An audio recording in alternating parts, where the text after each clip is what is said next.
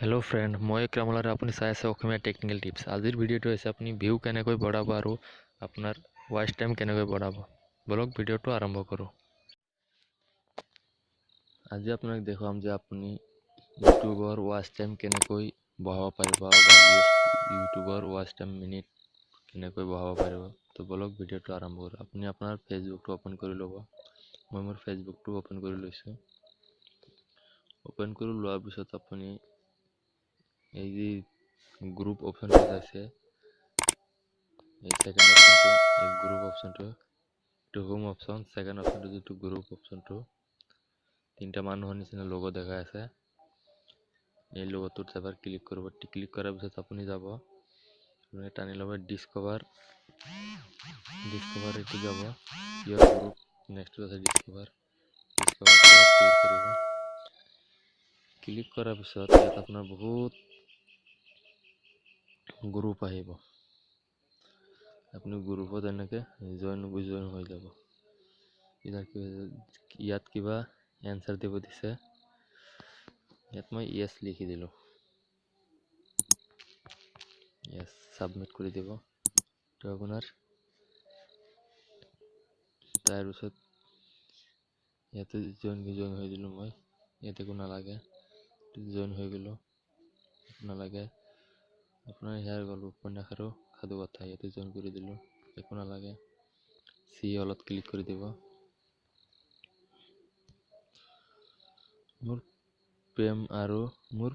মোৰ কবিতা এটি এলবাম ইয়াতে জয়েন কৰি দিলো আসামিজ নিউটেলটা জয়েন কৰি দিলো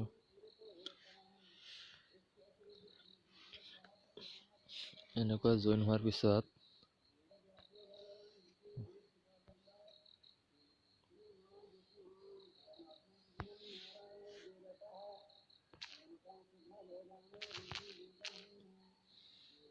you are from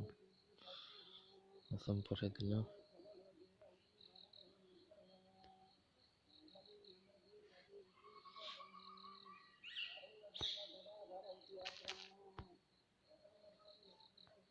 যি লিখে আপোনাৰ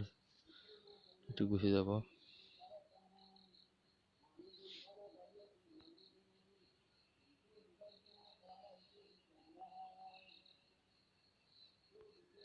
যিয়েনক আপোনাক দেখাই আছো মই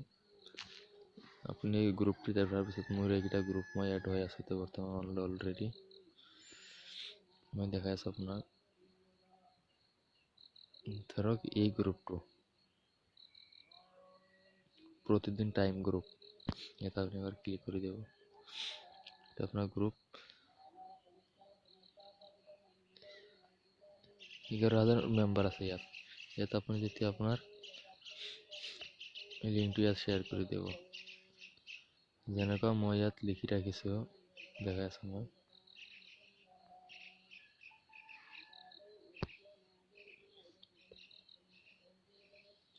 আছে কোনোবাই যদি মোৰ চেনেল সাবস্ক্ৰাইব কৰি স্ক্ৰিনশট কমেন্ট বক্সত পঠাই মই তেওঁৰ চেনেল সাবস্ক্ৰাইব কৰি স্ক্ৰিনশট পঠাম লিংক ওপৰত আছে ধন্যবাদ মই ওপৰত এই লিংকটো মই প্ৰেছ কৰি দিম ঠিক আছে তাৰ পিছত পোষ্ট কৰি দিম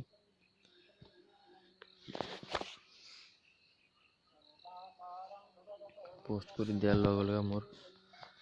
দিশক মোৰ এই ফটোটা আপলোড হৈ গৈছে এই গ্ৰুপত আপলোড হৈ গৈছে যে মানে মোৰ এই গ্ৰুপটো পাব মানে মোৰ ওপৰত লিংক আছে লিংক এটা তেওঁলোকে চাই ইউটিউবৰ ভিডিঅ'বোৰ চাই থাকিব ঠিক আছে আপুনি এনেকে যিমান গ্ৰুপ হয় তিমান গ্ৰুপত আপুনি এনেকে শেয়াৰ কৰি দেব আপোনাৰ লিংকটো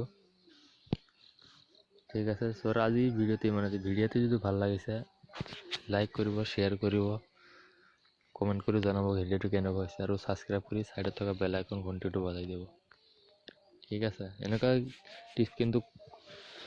নাজানে কোনোবাই আপুনি যদি ভাল লাগিছে আপোনাৰ বন্ধুৰ লগত শেয়াৰ কৰি দিব থ্যাংক ইউ ভিডিঅ'টো চাই ভাল লাগিলে লাইক কমেন্ট শেয়াৰ আৰু সাবস্ক্ৰাইব কৰি সাইডত থকা বেল আইকন ঘণ্টিটো বজাই দিব